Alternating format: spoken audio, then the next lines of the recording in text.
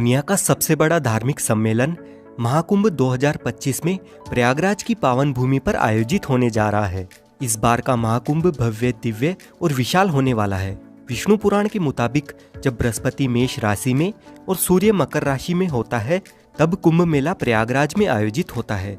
कुंभ मेला हिंदू धर्म का एक प्रमुख धार्मिक पर्व है, जो हर 12 साल में आयोजित किया जाता है। महाकुंभ 13 जनवरी 2025 से 26 फरवरी 2025 तक प्रयागराज में होगा। इस भव्य और दिव्य महाकुंभ में लगभग 40 करोड़ से ज्यादा श्रद्धालुओं के आने की संभावना है।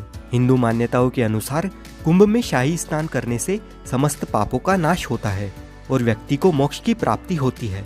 कुंभ के दौरान विशेष रूप से पवित्र नदियों में स्नान करने से आत्मा शुद्ध होती है। शाही स्नान कुंभ मेले की मुख्य विशेषता है। यह स्नान साधु संत, महात्मा, अन्य तीर्थ यात्रियों के लिए एक विशेष अवसर होता है। कुंभ मेले के शाही स्नान को पुण्य स्नान भी माना जाता है, क्योंकि इसे करने से व्यक्ति को पुण्य की प्राप्ति होती है। यह एक प्रकार का भक्ति और समर्पण है, जहाँ व्यक्ति अपने जीवन के सभी दुख और कठिनाइयों को भगवान के चरणों में समर्पित करता है और आशीर्वाद प्राप्त करने का प्रयास करता है। कुंभ मेले का शाही स्नान न केवल एक धार्मिक अनुष्ठान है, बल्कि यह भारतीय संस्कृति, परंपरा और आस्था का एक सुंदर उदाहरण है। प्रयागराज में लगने वाले महाकुंभ का महत्व सबसे ज्यादा इसीलिए है क्योंकि प्रयागराज सबसे प्राचीन शहरों में से एक है और यहाँ विशेष रूप से 3 नदियों का त्रिवेणी संगम है। माँ गंगा, यमुना और अदृश्य माँ सरस्वती के संगम यानी मिलन बिंदु को त्रिवेणी संगम के नाम से जाना जाता है और इसी पवित्र त्रिवेणी संगम पर स्थित होने की वजह से इस स्थान को प्रयागराज कहा जाता है। पौराणिक ग्रंथों के अनुसार प्रयागराज तीर्थराज है, यानी सभी तीर्थों का राजा। प्रयागराज में प्रतिवर्ष माघ मेला, हर 6 वर्ष में अर्धकुंभ मेला और हर 12 साल में महाकुंभ का आयोजन होता है। तो दोस्तों, अगर आप भी 2025 के महाकुंभ में आना चाहते हैं तो आपको इस वीडियो में महाकुंभ के बारे में संपूर्ण जानकारी मिलेगी। जैसे आप प्रयागराज महाकुंभ 2025 में कैसे आ सकते हैं, महाकुंभ में रहने की और खाने पीने की क्या क्या सुविधा उपलब्ध रहेगी, एकदम सस्ते में आप कहां पर रुक सकते हैं और टेंट बुकिंग कैसे कर सकते हैं। साथ ही महाकुंभ के अलावा प्रयागराज में आप एक दिन में कहां पर घूम सकते हैं, शाही स्नान की तिथियां कौन सी है और महाकुंभ में घूमने का कितना खर्चा आएगा, ऐसी कंप्लीट इन्फॉर्मेशन आपको इस वीडियो में मिलेगी। तो वीडियो को अंत तक जरूर देखिए ताकि आपको महाकुंभ 2025 की सारी जानकारी समझने में आसानी रहे। और इसके साथ ही वीडियो को लाइक और चैनल को भी सब्सक्राइब कर लीजिए, क्योंकि ऐसे ही टूर गाइड वीडियोस और महाकुंभ 2025 से रिलेटेड वीडियोस आपको इस चैनल पर देखने को मिलते रहेंगे। इस बार का ये महाकुंभ 45 दिन तक चलने वाला है, यानी कि हर दिन यहाँ पर आपको 3 से 4 करोड़ लोग देखने को मिल सकते हैं। और इतने सारे श्रद्धालुओं के लिए महाकुंभ मेला क्षेत्र को 25 अलग अलग सेक्टर्स में बांटा गया है और इतने सारे लोग एक ही जगह पर गंगा स्नान तो नहीं कर पाएंगे, इसलिए 7 पक्के स्नान घाट भी बनाए गए हैं। और साथ ही कुंभ मेले का क्षेत्रफल 3200 हेक्टेयर से बढ़ाकर 4000 हेक्टेयर किया गया है, जहां पर कल्पवासियों के लिए तंबू बने हुए हैं और यहां पर मेले के दौरान कई कथावाचक मौजूद होंगे जो कि कथा करेंगे। उनके लिए पंडाल बने हुए रहेंगे, लोगों के खाने पीने, सोने और शौचालय की व्यवस्था भी रहेगी और बहुत सारी चीजों की फ्री सेवा रहेगी। अगर अभी भी आपको लग रहा है कि यह कोई छोटा मोटा कुंभ है, तो आप इसका अंदाजा इस बात से लगा सकते हैं कि इस महाकुंभ को हैंडल करने के लिए यानी सिक्योरिटी देने के लिए 37,611 पुलिसकर्मी रहेंगे और इस पूरे संगम को साफ सुथरा रखने के लिए 22,000 से ज्यादा सुरक्षा कर्मचारी होंगे। इसके अलावा कई एनजीओ अपनी सेवा प्रदान करेंगे और इस पार से उस पार आने जाने के लिए गंगा यमुना की जलधारा पर 30 पीपा पुल का निर्माण हुआ है, जिसे पांटुल पुल कहा जाता है। यह मेला न केवल भारत के लिए बल्कि विदेशों से आने वाले लोगों के लिए भी एक महत्वपूर्ण अवसर है। ऐसे में प्रशासन ने इस भव्य आयोजन को सफल और सुरक्षित बनाने के लिए व्यापक तैयारियां की है। मेले में आने वाले श्रद्धालुओं के लिए यात्रा की व्यवस्था को सुचारू बनाने के लिए अलग अलग रास्ते निर्धारित किए गए हैं। प्रयागराज शहर के चारों ओर यातायात का प्रबंधन इस तरह से किया गया है कि लोगों को किसी भी तरह की समस्या का सामना नहीं करना पड़ेगा। प्रशासन ने शहर के अलग अलग हिस्सों में पार्किंग की व्यवस्था भी की है, ताकि श्रद्धालु अपनी गाड़ियों को सुरक्षित स्थान पर रख सके। विशेष रूप से पीक डेज यानी शाही स्नान वाले दिनों में जब सबसे ज्यादा भीड़ रहेगी, तब श्रद्धालुओं को केवल 1 से 5 किलोमीटर तक पैदल चलना होगा और बाकी अन्य दिनों में आपको सिर्फ 1 किलोमीटर से ज्यादा पैदल नहीं चलना पड़ेगा। और सिर्फ महाकुंभ में आने वाले लोगों के लिए पूरे देश भर से 3000 से स्पेशल ट्रेन सहित 13,000 से ज्यादा ट्रेन चलाई जाएगी और ट्रेन के साथ ही प्रयागराज में 7,000 बस भी महाकुंभ के लिए चलेगी। इससे कुंभ में आने जाने के लिए आपको कोई भी समस्या नहीं आएगी।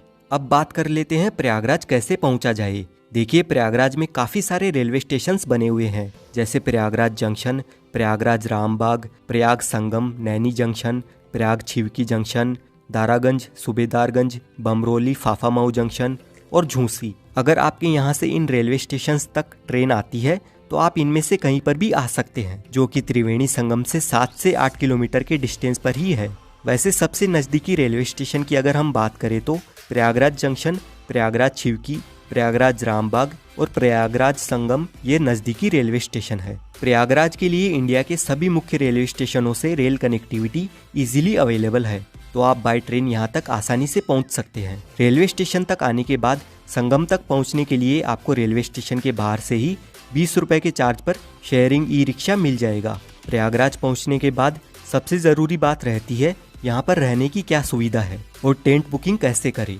तो अगर आप टेंट बुकिंग करना चाहते हैं तो आप ऑनलाइन इन 6 में से किसी भी एक वेबसाइट पर जाकर बुकिंग कर सकते हैं। सिर्फ इन 6 कंपनियों को ही यूपी सरकार की ओर से महाकुंभ में टेंट लगाने का टेंडर मिला है, तो आप गूगल पर किसी भी अन्य वेबसाइट से टेंट बुक ना करें। इसके अलावा आप अपनी सुविधा के अनुसार IRCTC के टेंट भी बुक कर सकते हैं। इन टेंट सिटी में टेंट बुकिंग के लिए आपको एक से बढ़कर एक पैकेज मिल जाएंगे। अगर आपका बजट अच्छा खासा है तो आप कोई भी पैकेज सिलेक्ट कर सकते हैं, जिसमें आपको रेलवे स्टेशन से या एयरपोर्ट से पिकअप और ड्रॉप की फैसिलिटीज़ के साथ ही लंच डिनर तक की फैसिलिटीज़ भी मिल जाती है।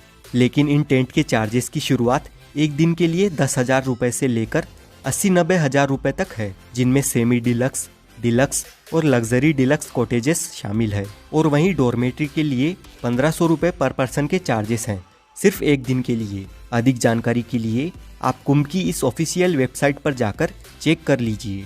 वहीं अगर आप होटल में रुकने का प्लान बनाते हैं तो गूगल पर अलग अलग वेबसाइट है, जहां से आप ऑनलाइन होटल बुकिंग भी कर सकते हैं। अगर आपका बजट टेंट या महंगी होटल बुक करने का नहीं है तो प्रयागराज में काफ़ी सारी सस्ती और अच्छी धर्मशालाएं भी बनी हुई है। इनमें भी आप अपने रहने की सुविधा का बंदोबस्त कर सकते हैं, और ये धर्मशालाएं संगम के नज़दीक में ही स्थित है, तो आपको और भी सुविधा मिल जाएगी। और अगर आपका बजट बिल्कुल भी नहीं है या आपको रूम अवेलेबल नहीं मिलता है तो आप बिल्कुल भी निराश ना रहे। यहाँ पर प्रशासन की ओर से महाकुंभ में अलग अलग जगहों पर रेन बसेरा शिविर की सुविधा भी उपलब्ध रहती है, जहाँ पर आप सिर्फ अपना आधार कार्ड दिखा करके बिल्कुल निःशुल्क फ्री में आराम से रह सकते हैं। और अगर आप मेला परिसर में टेंट में रहना चाहते हैं और कल्पवास करना चाहते हैं तो आप यहाँ डायरेक्ट पहुँचकर किसी पंडित से जिन्होंने यहाँ पर टेंट लगाया है उनसे बात कर सकते हैं, और जो भी वह अमाउंट मांगेंगे अगर आपके बजट में हो तो आप उस हिसाब से अपना बंदोबस्त कर सकते हैं। बस आप कोशिश करें कि संगम के आसपास ही टेंट बुकिंग करें या होटल बुकिंग करें। और अगर त्रिवेणी संगम के पास आपकी टेंट बुकिंग नहीं हो पाती है तो आप होटल सिर्फ रामबाग या रेलवे स्टेशन रोड पर ही लेना, क्योंकि जितनी भी टूरिस्ट प्लेसेस है वो सभी रामबाग से 2 से 4 किलोमीटर के डिस्टेंस पर ही स्थित है। और यहाँ पर आपको सिर्फ 1,000 से 2,000 रुपए तक बढ़िया होटल मिल जाएगा। अब कुंभ मेले की महत्वपूर्ण तिथियों की बात करें तो 2025 में होने वाले महाकुंभ का आयोजन अत्यधिक भव्य और ऐतिहासिक होने वाला है। महाकुंभ जो भारत का सबसे बड़ा धार्मिक आयोजन माना जाता है, जिसमें करोड़ों श्रद्धालु देश विदेश से स्नान करने आते हैं और मोक्ष तथा पुण्य की डुबकी लगाते हैं। इस महापर्व में आस्था की डुबकी लगाने का हर एक स्नान विशेष महत्व रखता है, क्योंकि इन्हें धार्मिक दृष्टिकोण से बहुत ही पवित्र और लाभकारी माना गया है। जैसा कि हम सभी जानते हैं, महाकुंभ में स्नान की तिथियां ज्योतिष्य और धार्मिक मान्यताओं के आधार पर तय की जाती है, और हर एक स्नान के पीछे एक धार्मिक मान्यता जुड़ी हुई है। पौष पूर्णिमा 13 जनवरी 2025 को महाकुंभ का आगाज होगा। अगले दिन मकर संक्रांति 14 जनवरी 2025 को होने वाला यह स्नान महाकुंभ का पहला प्रमुख स्नान माना जाता है। इस दिन गंगा, यमुना और सरस्वती के संगम में स्नान करना अत्यधिक पुण्यकारी होगा। फिर मौनी अमावस्या यानी 29 जनवरी 2025 को महाकुंभ का सबसे महत्वपूर्ण स्नान है। इस दिन गंगा, यमुना और सरस्वती के संगम में स्नान करना अत्यधिक पुण्यकारी होगा, जब सबसे ज्यादा श्रद्धालु पवित्र संगम में डुबकी लगाते हैं। और मौन रहकर इस दिन स्नान करने से कहते हैं कि मानसिक शांति और मोक्ष की प्राप्ति होती है। उसके बाद 3 फरवरी 2025 को होगा बसंत पंचमी का दिन, और इस दिन का स्नान खास तौर पर ज्ञान और बुद्धि की देवी माँ सरस्वती को समर्पित होता है। वहीं माघ पूर्णिमा 12 फरवरी 2025 के दिन संगम में स्नान करने पर व्यक्ति को जीवन में पूर्णता और शांति की प्राप्ति मिलने वाली है। आखिर में महाशिवरात्रि का पर्व 26 फरवरी 2025 को होगा और ये दिन भगवान शिव की आराधना के लिए बहुत ही महत्वपूर्ण माना जाता है और इसी स्नान के साथ कुंभ का समापन भी हो जाएगा। एक बात का आप ध्यान रखिए कि जब भी जिस दिन शाही स्नान होता है उससे एक दिन पहले सारे प्राइवेट और पब्लिक व्हीकल की एंट्री बंद हो जाती है। तो अगर आप शाही स्नान के पर्व पर कुंभ में आना चाहते हैं तो ध्यान रखिएगा कि आपको एटलीस्ट किसी भी एक शाही स्नान के दिन से 2 दिन पहले पहुंचना होगा। सपोज अगर आप 14 जनवरी को स्नान करना चाहते हैं तो आप एटलीस्ट 12 जनवरी को मॉर्निंग में या आफ्टरनून तक यहाँ पर पहुँच जाए ताकि आप अपने व्हीकल से या पब्लिक व्हीकल से महाकुंभ मेला परिसर तक पहुँच सके। अब आपको कुंभ की विशेष तिथियों और स्नान पर्व के बारे में तो पता चल गया, लेकिन ये कुंभ लगाया क्यों जाता है, इसके पीछे की कहानी क्या है, आइए जानते हैं। हमारे देश की आबादी इस समय 140 करोड़ है, लेकिन जरा अंदाजा लगाइए कि आज से 200 साल पहले कितने लोग कुंभ में आते थे। साल 1796 के कुंभ मेले में 25 लाख लोगों ने संगम में डुबकी लगाई थी। उस समय इलाहाबाद पर अंग्रेजों का कब्जा था और इस मेले में आई भीड़ को देखने के बाद अंग्रेजों ने प्रयागराज में डुबकी लगाने पर टैक्स लगा दिया था। ईस्ट इंडिया कंपनी के रिकॉर्ड में हमें पता चलता है कि साल 1806 में कंपनी ने हर व्यक्ति पर 1 रुपए का टैक्स लगा दिया था और उस समय 1 रुपए में एक आदमी के पूरे महीने का जीने का खर्चा चल जाता था। पौराणिक कथाओं के अनुसार ऐसा माना जाता है कि ऋषि दुर्वासा ने सभी देवी देवताओं को श्राप दे दिया था। इससे देवताओं की शक्तियाँ चली गई। देवताओं की कमजोरी का फायदा उठाकर राक्षसों ने स्वर्गलोक पर कब्जा कर लिया। फिर जब ब्रह्मा जी के पास देवताओं ने मदद की गुहार लगाई तो ब्रह्मा जी ने अमृत पान करके अपनी शक्तियों को वापस पाने की सलाह दी, लेकिन यह काम करने में मुश्किल यह थी कि उसे पाने के लिए देवताओं को राक्षसों की मदद लेनी थी। फिर देवताओं ने भी यही किया। उन्होंने राक्षसों से मदद लेकर बदले में आधे अमृत को देने की बात कही और सभी राक्षस इस डील को मान गए। और फिर होती है अमृत की खोज में समुद्र मंथन की शुरुआत। बड़ी मेहनत के बाद समुद्र मंथन से अमृत की प्राप्ति हुई, लेकिन जैसे ही अमृत निकला देवता और राक्षस दोनों में अमृत को पूरा हड़पने की होड़ मच गई। इसके बाद देवता राक्षसों की आंखों में धूल झोंककर अमृत पाने में कामयाब हो गए और वह अमृत लेकर दौड़ पड़े। राक्षसों ने भी हार नहीं मानी और पूरे 12 दिनों तक उनका पीछा किया। इसी भागने भगाने में कलश से 4 अमृत की बूंदें स्वर्ग से धरती पर गिर गई।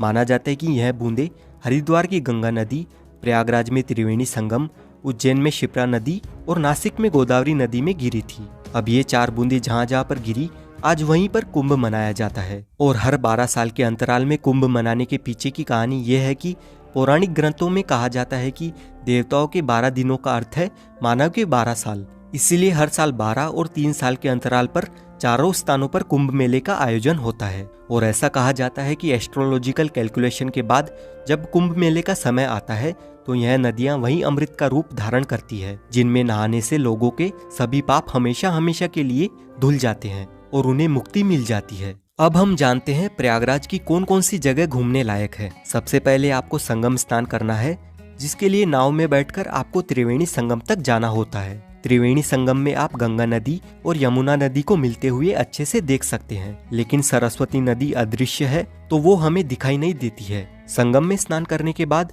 आप आ जाए इस अकबर के किले में।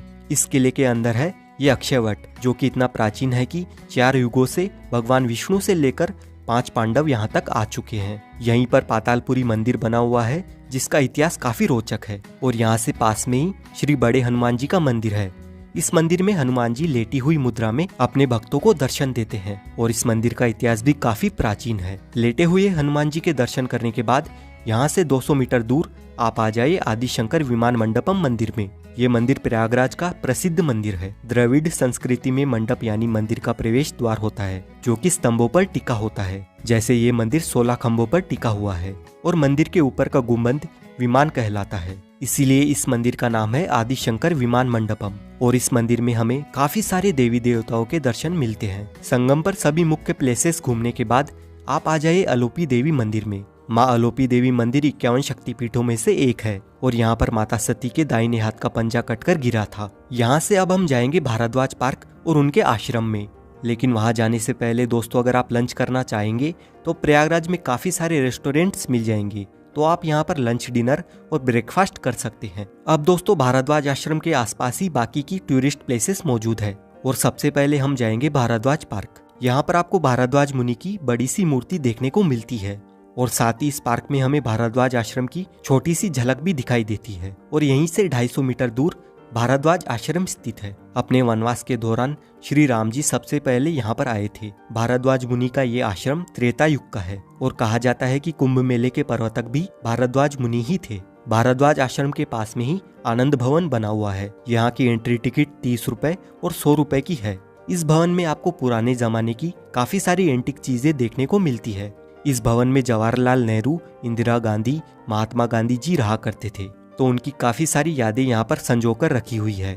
आनंद भवन घूमने के बाद आप आ जाए चंद्रशेखर आजाद पार्क में। 17 फरवरी 1931 को अंग्रेजों ने चंद्रशेखर आजाद को इसी जगह पर चारों ओर से घेर लिया था। फिर चंद्रशेखर जी ने अपनी पिस्तौल में बची आखिरी गोली अपने आप को ही मार ली थी। चंद्रशेखर आजाद पार्क के सामने पंडित जी की चाट पर कुल्हड़ वाला दही बल्ला, कचौरी, समोसा काफी फेमस है, तो आप यहाँ पर नाश्ता पानी भी कर सकते हैं। उसके बाद आप आ जाए प्राचीन वेणी माधव मंदिर में। त्रिवेणी संगम की रक्षा करने के लिए भगवान विष्णु खुद यहाँ पर विराजमान हुए थे। अब हम आ गए हैं नागवासुकी मंदिर में। इस मंदिर का इतिहास भी काफी दिलचस्प है और ये मंदिर कुंभ मेले से जुड़ा हुआ है। यानी ये वही नागवासुकी जी का मंदिर है जो समुद्र मंथन के समय रस्सी की जगह पर खुद थे। आप महाकुंभ मेला घूमकर इन सभी जगहों पर भी एक दिन में घूम सकते हैं और प्रयागराज की सभी टूरिस्ट प्लेसेस देखने के लिए आप ये वाला वीडियो देख सकते हैं। और महाकुंभ से रिलेटेड आपका जो भी सवाल है आप कमेंट करके पूछ सकते हैं। साथ ही वीडियो अच्छा लगा है तो वीडियो को लाइक